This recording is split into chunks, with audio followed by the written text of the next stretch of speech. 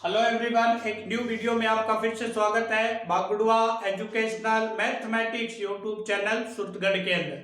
हम वर्क कर रहे हैं ऑप्टिमाइजेशन टेक्निक्स पे, जिसका फर्स्ट वीडियो हमने अपलोड किया है कि किस तरह से एलपीपी का ग्राफिक विधि के द्वारा सॉल्यूशन करते हैं। डिस्क्रिप्शन में लिंक मिलेगा, वो आप वहां से देख सकते हैं अगर किसी ने नहीं देखा।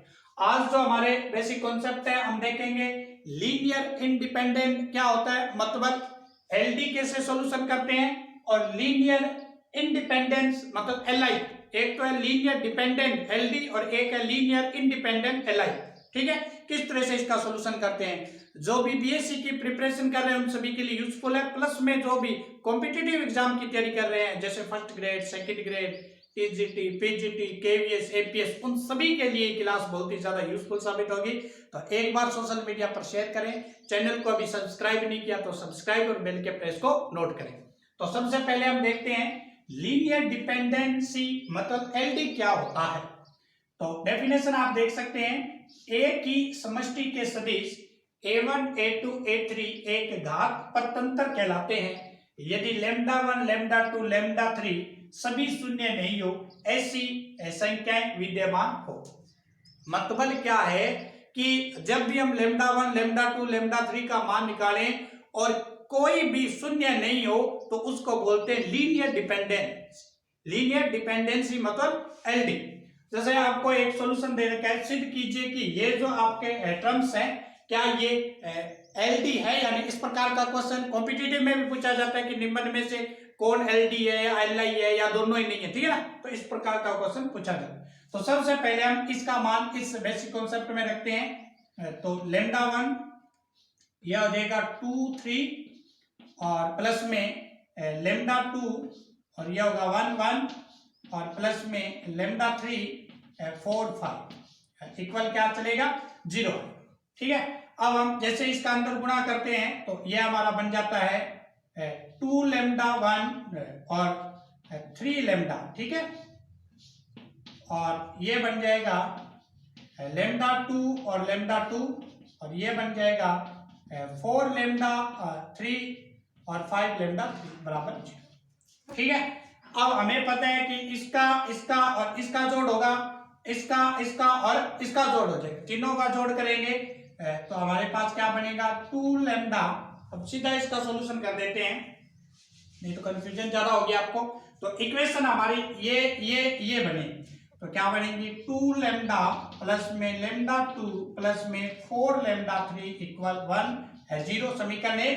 और दूसरी बनेगी 3 लैम्डा प्लस में लैम्डा 2 प्लस में 5 लैम्डा 3 बराबर 0, इक्वेशन। अब हम क्या करेंगे, किसी एक मान को कट करेंगे और उसके बाद समीकरण निकालेंगे। जैसे ही आप इसका सॉल्यूशन करेंगे मतलब समीकरण 1 और हल को करने के बाद लैम्डा 1 बटा में 1 और लैम्डा 2 बटा में 2 और लैम्डा 3 बटा में -1। तो यहाँ आप देख सकते हैं कि लैम्डा 1 का जो मान है, लैम्डा 1 का मान 1 है, लैम्डा 2 का मान 2 है और लैम्डा 3 का मान कितना है -1 है। कोई भी मान 0 नहीं है, इसका मतलब ये क्या है लीनियर डिपेंडेंसी है, एलडी। ठीक है, तीनों का मान में कोई शून्य नहीं आना चाहिए। अब देखो, अब हम बात करेंगे लीनियर इंडिपेंडेंसी मतलब एलआई की। एक समष्टि के सदिश a1 a2 एक घात परतंत्र कहलाते हैं यदि लैम्डा 1 लैम्डा 2 लैम्डा 3 सभी का मान 0 आना चाहिए। ठीक है, सभी का मान 0 आना चाहिए। जैसे हमारे पास दो सदिश दे रखे हैं, इसको आपको बताना है कि ये क्या आपका लीनियर इंडिपेंडेंसी है या नहीं। तो सबसे पहले इसमें मान रखेंगे लैम्डा 1 3 1 5 और लैम्डा 2 1 2 1 बराबर 0। ठीक है, तो इसका जैसे अंदर गुणा करेंगे 3 लैम्डा 1 लैम्डा 1 5 लैम्डा 1। ठीक है, और ये बनेगा लैम्डा 2 लैम्डा 2 और लैम्डा 2 बराबर 0। अब ये पहला कोफिशिएंट और ये पहला कोफिशिएंट, तो यहाँ देखेंगे 3 लैम्डा प्लस लैम्डा 2 बराबर 0, इक्वेशन 1। ठीक है, उसके बाद ये वाला और इसके साथ ये दूसरा, तो लैम्डा 1 बराबर 2 लैम्डा 2 इक्वल 0, इक्वेशन 2। उसके बाद ये और ये 5 लेमडा प्लस में लेमडा 2 बराबर 0 3। जैसे ही समीकरण 1 2 3 को हल करेंगे तो लेमडा 1 का मान भी 0 आएगा, लेमडा 2 भी 0 आएगा और लेमडा 3 भी 0 आएगा। जब लेमडा 1 लेमडा 2 लेमडा 3 सभी का मान 0 आए तो उसको बोलते हैं लीनियर इंडिपेंडेंसी। तो कई बार हम जैसे आपके कमेंट पढ़ते हैं तो कई स्टूडेंटों का कमेंट आता है कि सर बीएससी के बाद किस तरह से प्रिपरेशन करें। तो सबसे पहले आपका टारगेट ये होना चाहिए कि बीएससी में आपके अच्छे मार्क आए, उसके बाद कॉम्पिटिटिव एग्जाम के लिए आप तैयारी कर सकते हैं। किसी भी अगर बीएड करना है तो टीचर, अगर बीएड नहीं करना तो भी आप किसी की भी तैयारी कर सकते हैं। जो भी आपने टारगेट तय कर रखा है, घर वालों को अपना फ्यूचर के बारे में सपना दिखाया है, उसको आप हार्डवर्क के साथ ही कंप्लीट कर सकते हैं। तो अपने बेसिक कॉन्सेप्ट के साथ ज्यादा से ज्यादा हार्डवर्क करें जब तक आप टारगेट को प्राप्त नहीं कर पाते हैं। नेक्स्ट क्वेश्चन देखें स्क्रीन पे।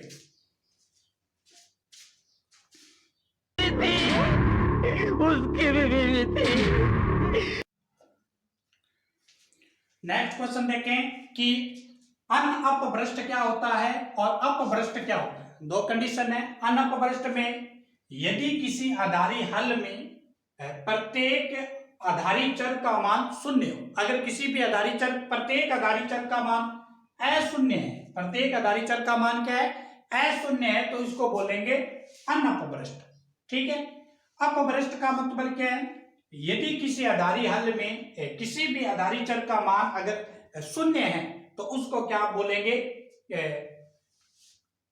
किसी भी आधारी चर का मान अगर शून्य है तो वो क्या होगा, अपभ्रष्ट होगा। क्या होगा, अपभ्रष्ट होगा। तो अनअपभ्रष्ट में तो आधारी चर का मान अशून्य होना चाहिए, अपभ्रष्ट में शून्य होना चाहिए। इसके बाद आता है आधारी सुसंगत हल, मतलब बीएफसी। कई बार बुक्स में या एग्जाम में सीधा आता है बीएफसी। बीएफसी का मतलब है बेसिक फिजिबल सॉल्यूशन, हिंदी में बोलते हैं आधारी सुसंगत हल।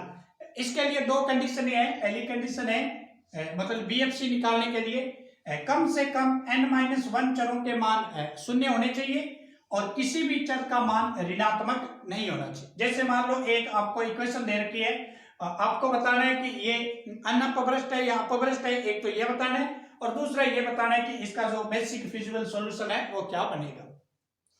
तो ये आपके पास x1 2x2 x3 बराबर 4, 2x1 x2 5x3 बराबर 5 दे रखे हैं। तो मैट्रिक्स ए मानेंगे सबसे पहले 1 2 2 1 और 1 5, और ये जो बराबर है उसको बी मान लेते हैं। ठीक है। सबसे पहले हम कैपिटल बी निकालेंगे, कैपिटल बी। तो कैपिटल बी कैसे निकालेंगे, अल्फा 1 की टर्म और अल्फा 2, मतलब ये वाली दोनों टर्म, तो 1 और 2 1। इसको जैसे सॉल्यूशन करेंगे 1 4 माइनस के 3, लेकिन नॉट इक्वल 0, 0 नहीं, -3 आया, नॉट इक्वल 0। अब हम b2 निकालेंगे। b2 कैसे निकालेंगे, मतलब 2 और 3 वाली, अल्फा 2 और अल्फा 3 लेंगे, 2 1 और 1 5।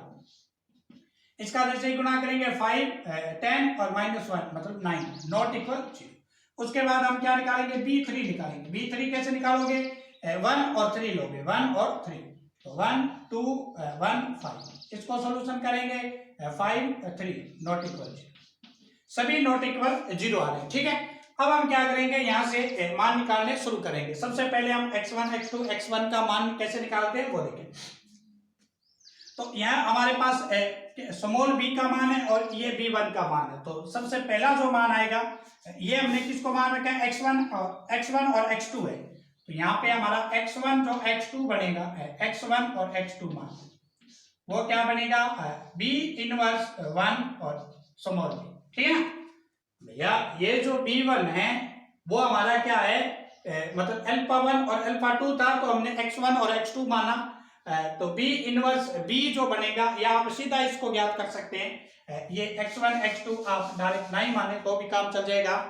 सबसे पहले आप b इनवर्स 1 और b का मान निकालें।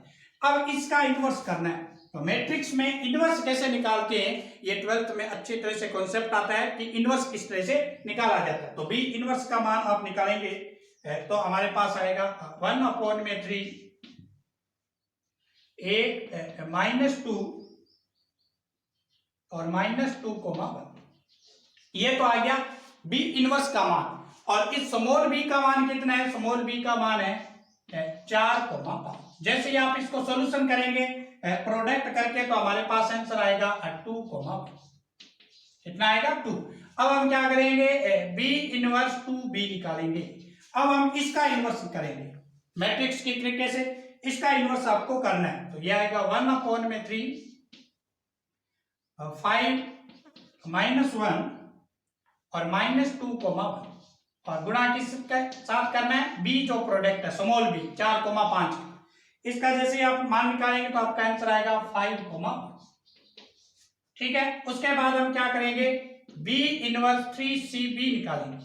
अब हमें इसका इनवर्स और स्मॉल बी के साथ उसका गुणा करना है। तो यह आएगा 1/9 5 -1, 2, ठीक है, प्लस के 2, और इसका स्मॉल बी 4,5 से गुणा करें।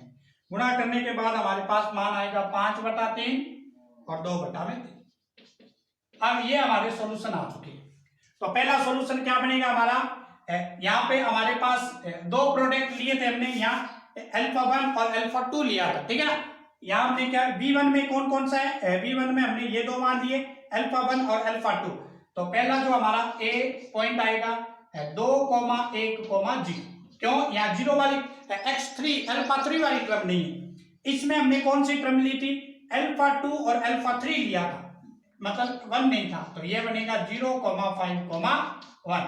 और इसमें हमने कौन सी टर्म ली थी, α1 और α3 लिया था, मतलब 2 नहीं लिया था। तो C क्या बनेगा 5,3 0,2/3। ये हमारा क्या बन गया, बेसिक फिजिबल सॉल्यूशन इसका बना A B C के मान।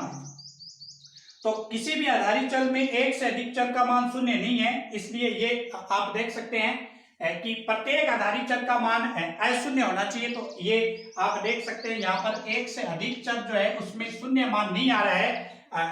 अपभ्रष्ट में तो प्रत्येक मान शून्य आना चाहिए। तो ये किस प्रकार का है, अनअपभ्रष्ट है। कैसा है, अनअपभ्रष्ट है, ये ना। तो एक से अधिक शून्य नहीं आ रहा। तो इस तरह से आप ज्ञात कर सकते हैं कि उसका बेसिक फिजिबल सॉल्यूशन कैसे निकालते हैं, इस तरीके से। उसका अपभ्रष्ट या अनअपभ्रष्ट कैसे करते हैं, ये बेसिक फिजिबल सॉल्यूशन आने के बाद हम इसका पता लगा सकते हैं। तो अब जो भी आपने अपने गार्जियनों को, घर वालों को, रिश्तेदारों को, फ्रेंड लोगों को जो सपना दिखाया है जॉब्स का, सरकारी जॉब्स का, उसको आपको कंप्लीट करना है। और वो तभी कंप्लीट हो सकता है जब आप अपने साथ हार्ड वर्क रखेंगे। तो बुक्स अगर बीएससी की आपके पास है तो प्रैक्टिस करते रहें, क्योंकि कॉम्पिटिटिव एग्जाम आज हो कल हो ये मायने नहीं रखता, आपकी प्रिपरेशन कैसी ये मायने रखता है। क्योंकि एग्जाम तो नहीं है, एग्जाम तो नहीं है आज हुए कल हुए, इसलिए अपनी तैयारी रखें अच्छी तरह से। मैथमेटिक्स से संबंधित किसी प्रकार की कोई डाउट हो कमेंट में टाइप करें, बहुत ही कम टाइम में आपको सॉल्यूशन मिलेगा। चैनल पर बने रहें और लगातार विजिट करते रहें और सोशल मीडिया पर शेयर करें, अपने अन्य फ्रेंडों को इसके बारे में बताएं। क्योंकि सोशल मीडिया पर पहली बार यूट्यूब पर फ्री ऑफ कॉस्ट, बिल्कुल निःशुल्क, क्योंकि एजुकेशन आज बिजनेस है, इस बिजनेस के अंदर इतने सारे फीस जो है वो हर स्टूडेंट अफोर्ड नहीं कर पाता है। इसलिए जो यूट्यूब पर free of cost mathematics optional subject की जो ये क्लास लगाई जा रही है, इसका ज्यादा से ज्यादा बच्चों को फायदा हो। दूर दराज जो भी बच्चे बैठे हैं जहां पर एजुकेशन सिस्टम कम पहुंच रहे हैं उस तक पहुंचाएं, ताकि आपके साथ हमारा भी फायदा हो और आपका भी फायदा हो। थैंक यू, कल मिलते हैं न्यू वीडियो के साथ।